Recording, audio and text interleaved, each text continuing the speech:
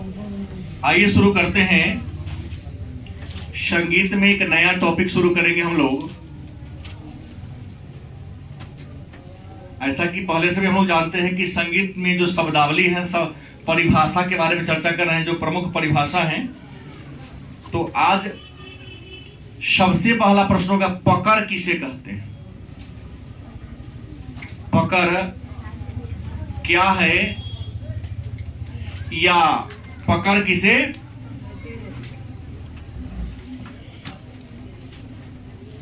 तो प्रत्येक राग में कुछ स्वर समुदाय होते हैं। प्रत्येक राग में या प्रत्येक राग का अपना अलग अलग स्वर समुदाय होता है, जिसे सुनकर हम पहचान जाते हैं कि कौन से राग में गीत को या भजन को गाया जा रहा है। उसी को क्या कहते हैं? मतलब प्रत्येक राग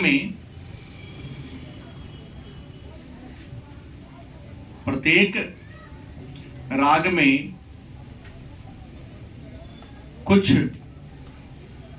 विशेष स्वर समुदाय होते हैं,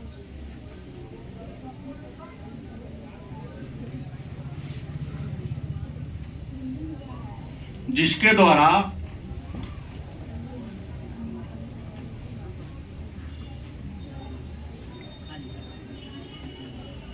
हम राग को पहचान पाते हैं। प्रत्येक राग में कुछ विशेष स्वर समुदाय होते हैं। स्वर समुदाय मतलब स्वरों का समूह होता है, जिसके कारण हम पहचान लेते हैं कि कौन सा राग है या गायक किस राग में किस गीत को या भजन को गा रहा है। तो उसी को हम कहते हैं पकड़। मतलब गीत को सुनकर राग का पहचानने का जो तरीका है, तो राग के पहचानने का तरीका को हम क्या कहते हैं? पकड़। और राग की पहचान स्वर से होती है। किससे होती है? दूसरा प्रश्न है, आलाप क्या है?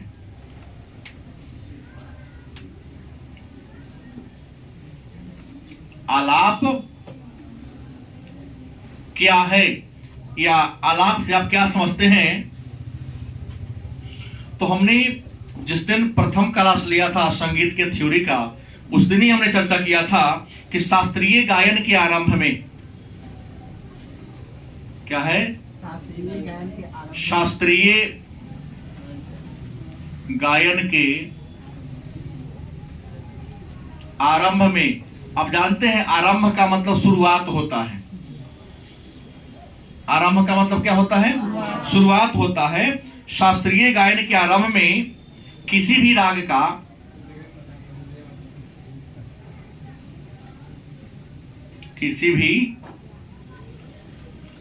का स्वर विस्तार होता है।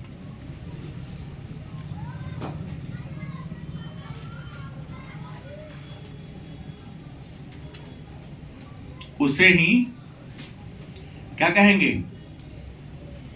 आलाप या आलापाचारी। हमने कहा था शास्त्रीय गायक जब गाना शुरू करते हैं तो स्वर चढ़ा करके चढ़ाते हैं ना, उसी को आलाप कहते हैं। बड़ी देर तक लय को चढ़ाते, तो लय को चढ़ाने या राग का जो स्वर विस्तार होता है, उसी स्वर के विस्तार को हम क्या कहते हैं? आलाप या आलापाचारी। मतलब राग के स्वर विस्तार को क्या कहते हैं? आलाप या आलापाचारी के नाम से जानते हैं। नेक्स्ट है अगला परिभाषा कि आलाप की विधियां कितनी हैं?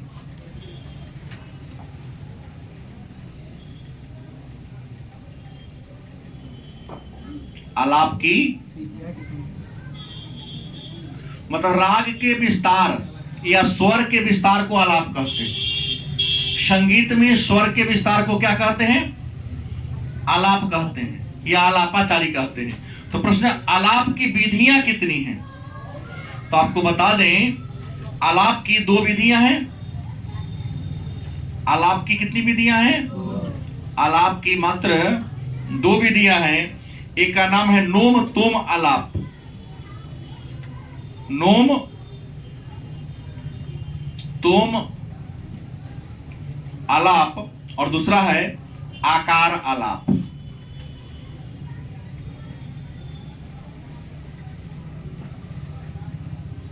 आलाप की कितनी विधियां हैं? तो आलाप की दो विधियां हैं। एक कौन है? नोम तोम आलाप। दूसरा कौन है? तो प्रश्न होगा कि नोम तोम आलाप का युज कहां होता है और आकार आलाप का युज कहां होता है? तो कहता है ध्रुपद या ध्रुवपद तथा धमार गायन में, मैंने ध्रुव पद परमात्मा को प्राप्त करने वाला जो गीत होता है, ध्रुव पद, ध्रुव तो एक ही है ना, परम सत्य को प्राप्त करने के लिए, परमात्मा को प्रसन्न करने के लिए, आत्मा को संतुष्ट करने के लिए जो हम गीत गाते हैं उसी को हम ध्रुव पद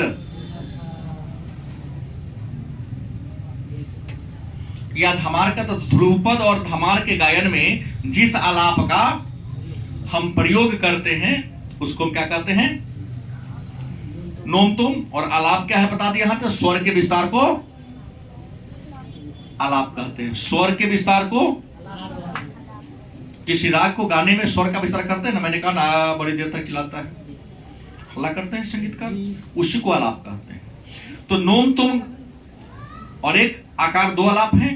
तो ध्रुपद गायन में और धमार गायन में नोम तुम का प्रयोग होता है और बाकी ख्याल, ठुमरी, ठंपा, ख्याल,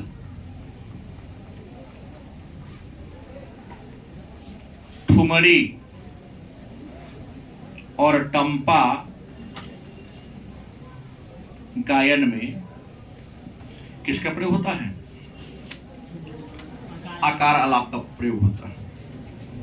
तो वस्तुनिष्ठ में आ सकता है नोमतुम आलाप या ध्रुपद या धमार का आलाप क्या है? नोमतुम ख्याल का आकार है, ठुमरी का भी आकार है और टंपा का भी क्या है? हाँ। अब प्रश्न है अगला, तो ख्याल क्या है? ख्याल क्या है या ख्याल कहते किसे हैं? ख्याल क्या है या ख्याल कहते किसे? एक नया प्रश्न आता है, ख्याल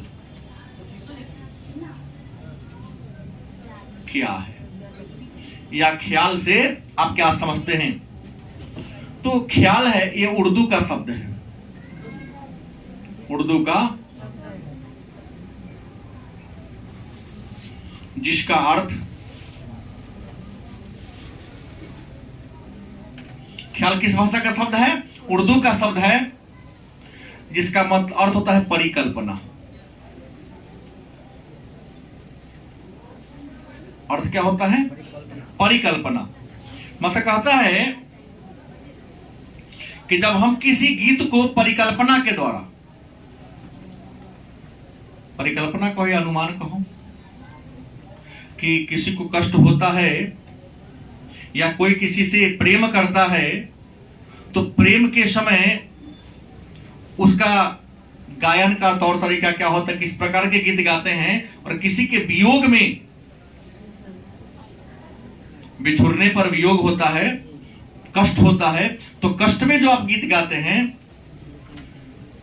उसकी अनुभूति कैसी होती है? तो कलाकार को अनुभूति होता नहीं है, लेकिन परिकल्पना के द्वारा, अनुमान के द्वारा उस प्रकार की अनुभूति अपने अंदर ला लेता है। जैसे एक अभिनेता फिल्म में अभिनय करते होते हैं, तो लगेगा मृत्यु पर शोक मना, तो ऐसे विलाप करेगा लगता है अपन बाप मर गया। डायरेक्टर के द्वारा उसके सामने इस प्रकार का माहौल क्रिएट कराया जाता है कि फीलिंग हो, और जब तक उसे रियल में वैसा फीलिंग नहीं होगा, अच्छा कला प्रदर्शन कर नहीं सकता। फिल्मों में गलत से तो वैसा फीलिंग कराया जाता है उसके सामने, और जो कलाकार वैसा फीलिंग कर लिया वह हिट सुपर हिट जाते ही रहता है। तो ख्याल क्या है? तो उर्दू का एक शब्द है जिसका अर्थ क्या होता है? परिकल्पना। परिकल्पना के द्वारा किसी भी प्रकार के गीत, चाहे वह शोक गीत हो, हर्ष गीत हो, किसी प्रकार के गीत को जो गा देते हैं उसी को क्या कहते हैं? ख्याल। और आपको बता दे, बड़ा प्रश्न पूछा गया है, ख्याल के जनक अमीर खुसरो हैं। कौन है? अमीर खुसरो ख्याल के जनक है। और आपको बता दे, अमीर खुसरो को हिंदुस्तान का तोता कहते हैं। तो कहां कहते हैं? हिंदुस्तान का तोता है, तूतीय हिंद कहा जाता है। इतना सुंदर गाते थे। और अमीर खुसरो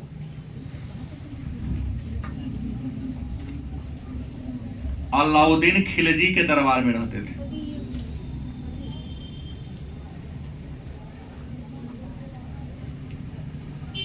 सारा वस्तुनिष्ठ प्रश्न है। अलाउद्दीन खिलजी के दरबार में रहते थे। अब प्रश्न है, ख्याल होते कितने प्रकार के? मतलब आपसे कोई पूछेगा ख्याल के अगर प्रकार की बात कर ले तो ख्याल 2 प्रकार का होता है। कितने प्रकार के? पहला बड़ा ख्याल और दूसरा छोटा ख्याल। ख्याल कितने प्रकार के होते हैं? तो ख्याल 2 प्रकार के होते हैं। नंबर 1 कौन है? बड़ा ख्याल। नंबर 2 कौन है? छोटा ख्याल। कोई दिक्कत? जिसमें बड़ी बंदिश होती है उसको बड़ा ख्याल कहते हैं। जिसमें बंदिश बड़ा हो, राग चाहे आलाप बहुत बड़ा हो, उसे क्या कहेंगे? आज जिसमें बंदिश क्या हो उसे क्या कहेंगे? जिसमें रोक लगने वाला बड़ा हो, मतलब बंदिश बड़ा बंदिश हो। बंदिश में रुकावट होता है। इसमें क्या होता है? छोटा बंदिश। रुकावट हो, बड़ा रुकावट हो तो बड़ा ख्याल, छोटा रुकावट हो तो छोटा ख्याल के नाम से। एक अगला परिभाषा होता है अस्थाई क्या है?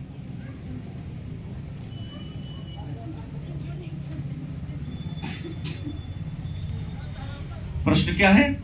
अस्थाई क्या है?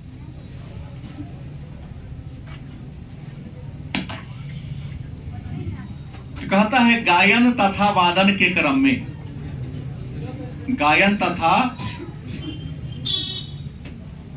वादन के क्रम में, गायन तथा वादन के क्रम में गीत तथा गत के प्रथम भाग को क्या कहेंगे? अस्थाई कहते हैं। गायन मतलब गाना होता है, गीत गाना। वादन मतलब बजाना होता है। गाने और बजाने के क्रम में गीत और गत का जो पहला भाग होता है, गाते हो चाहे बजाते, उसका जो पहला फर्स्ट स्टेप होता है ना, गाने या बजाने के फर्स्ट स्टेप को या फर्स्ट स्टेज को हम क्या कहते हैं? अस्थाई के नाम से जानते हैं। नहीं, यहाँ केवल गतियों यहाँ नहीं चलेगा, मैंने बीता हुआ। फिर एक नया आता है तो अंतरा क्या है? अगला परिभाषा है अंतरा क्या है, या अंतरा से आप क्या समझते हैं? तो गायन, हाँ वेरी गुड, तथा वादन के पिछला इन छात्रों सीधा, हाँ, गायन तथा वादन के दूसरे स्तर को क्या? स्तर को अंतरा कहते हैं। गायन और वादन के खुश रहा दूसरे स्तर को क्या कह देंगे? अंतरा कहते हैं। और ठीक बोला, अस्थाई का एक अन्य नाम है मुखरा। अस्थाई का एक अन्य नाम क्या दे सकते हो? हाँ, मुखरा कहते हैं आम बोलचाल की भाषा में। अगला है तो लय क्या है? अगला परिभाषा क्या आएगा? लय क्या है या लय कहते किसे हैं? लय क्या है या लय कहते किसे हैं?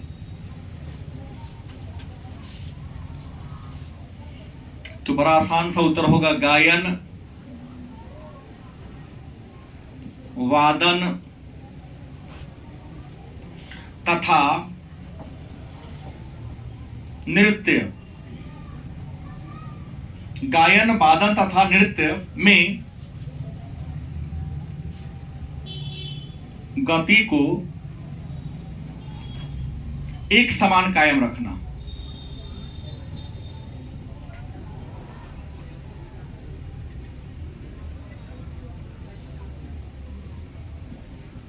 क्या कहलाता है? गाओ, बजाओ या नाचो, लेकिन एक समान ताल पर चल रहे हैं, कोई उतार चढ़ाव उसमें गाने, बजाने या नृत्य करने के क्रम में किसी प्रकार का उतार चढ़ाव, एक ताल पर चल रहे हैं, जिसे क्या कहते हैं हम? लय। आसान शब्दों में संगीत में समान गति बरतने को, इसका अन्य शब्द में क्या होगा? संगीत में समान गति बरतने को क्या कहते हैं? हाँ, लय कहते हैं। देखिए, सारा वस्तुनिष्ठ में भी परिभाषा को ही प्रश्न बना देगा, वस्तुनिष्ठ ऑप्शन दे देगा, समझना आपको है। अब है तो लय के प्रकार कितने होते हैं? प्रश्न आएगा ना,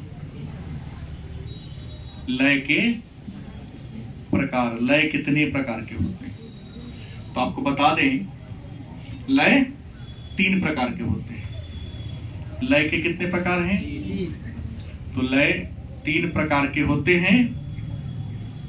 पहला का नाम है विलंबित लय। पहला कौन है? विलंबित लय है। दूसरा है मध्य लय, और तीसरा कौन है? द्रुत लय। मतलब लय कितने प्रकार के होते हैं? 3 प्रकार के होते हैं। पहला, दूसरा, तीसरा कौन है? तो मन में प्रश्न होगा, विलंबित लय क्या है या विलंबित लय से आप क्या समझते हैं? तो गाने, बजाने और नाचने में जो धीमा गति रखते हैं, सीधा है। मतलब गाने, बजाने और नाचने में जब धीमी गति से करते हैं, गाते हुए धीमी गति से, बजाते हुए धीमी गति से और नाचते भी है, कुछ तो ऐसे नाचेगा तो द्रुत हो जाएगा, तो क्या कहेंगे? विलंबित लय। मध्यम, न तेज हो न स्लो हो, गाने, बजाने और नाचने का जो सिलसिला हो, न बहुत ज्यादा क्या हो, न बहुत ज्यादा क्या कहेंगे? लेकिन गाने, बजाने और नाचने का क्रम बहुत फास्ट हो नहीं, उसे क्या कहेंगे हम? द्रुत लय के नाम से जानते हैं। फिर अगला एक प्रश्न आता है, मात्रा क्या है? मात्रा क्या है या मात्रा से आप क्या समझते हैं? बड़ी आसान है। संगीत में समय नापने को मात्रा कहते हैं। संगीत में समय मापने को क्या कहते हैं? मात्रा कहते हैं। संगीत में क्या नापना? तो संगीत में समय को नापना मात्रा कहलाता है, याद रहेगा। फिर आता है ना ताल। ताल क्या है? ताल क्या है या ताल से आप क्या समझते हैं?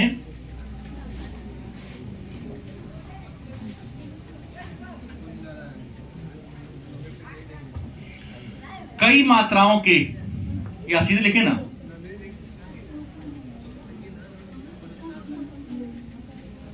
मात्राओं के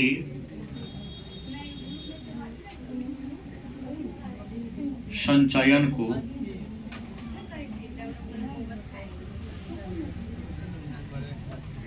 ताल कहते हैं। मात्राओं के संचयन को क्या कहते हैं? ताल कहते हैं। फिर आता है विभाग क्या है।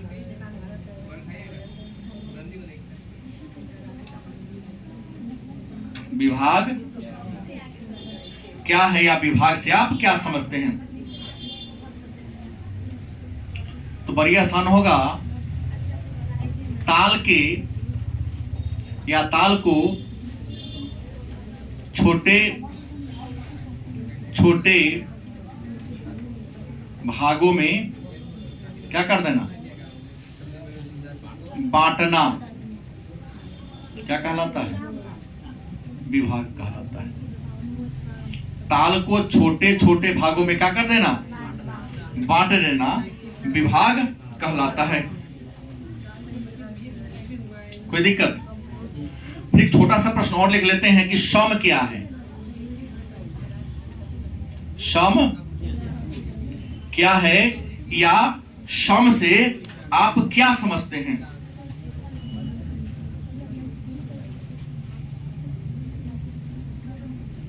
सम क्या है या सम से आप, तो जिस मात्रा से कोई ताल प्रारंभ होता है, जिस मात्रा से कोई ताल क्या होता है, प्रारंभ होता है। जिस मात्रा से कोई ताल प्रारंभ होता है तो उसे क्या कहेंगे हम? सम के नाम से जानते हैं। अब देखिए, हम थोड़ा सा ताल के बारे में 2 लाइन और चर्चा करूंगा। प्रश्न आया कि ताल क्या है। क्या कहा? मात्राओं के संचयन को क्या कहते हैं? ताल। और ताल का प्रयोग नृत्य सिखाते समय एक ढोल बजाएगा और ढोल बजाओ क्या कहता? ता, ती, ना, धीना, धीना, फिर क्या कहता? धी, ना, ना, फिर ता, तिक, तिक बोलता है, उसी को ताल कहते हैं। गाएगा, हाथ को ऐसे हिलाएगा, वो ऐसे ही पैर कमर को क्या करेगा, करेगा ना, ता, धीना, धिक, उसी को क्या कहते हैं? ताल कहते हैं। फिर आएगा विभाग क्या है, जो मैंने कह दिया कि ताल को समय के अनुसार बांट दिया गया, जैसा राग होगा बांट दिया। क्या क्या लगाएंगे? सम कहाँ है? तो जिस मात्रा से ताल प्रारंभ होती है उसे क्या कहते हैं? और याद रखेंगे, संगीत में अगर किसी चिन्ह पर क्रॉस का चिन्ह दे दिया रहे, ये गलती है, इसका मतलब सम होता है। संगीत में अगर किसी चिन्ह पर क्रॉस का चिन्ह लगा रहे तो उसे क्या कहिएगा आप लोग? हाँ, सम कहिएगा। क्रॉस माने गुना के चिन्ह, क्रॉस का मतलब गुना का चिन्ह किसी पर दिया रहता है, क्या कहिएगा? सम। लेकिन एक और बात है, भारत के बहुत बड़े संगीतकार थे पंडित विष्णु दिगंबर पलुस्कर, वो कहते कि नहीं, सम के लिए हम आई या सीधा लकीर, क्रॉस का प्रयोग करते हैं भारत खंडे मुनि, और आई का प्रयोग करते हैं विष्णु दिगंबर पलुस्कर करते हैं। अब लय, ठाह, बोल, गीत और गीत के प्रकार हमारे पास केवल रह गया टंपा और ध्रुपद रह गया। तो कल के क्लास में परिभाषा का जितना भी प्रश्न है मेरा क्या हो जाएगा? इंड हो जाएगा। जब परिभाषा इंड हो जाएगा तो फिर हम लोग राग, ताल, इस सब के बारे में क्या करेंगे और किस राग को किस समय गाया जाता है इसके बारे में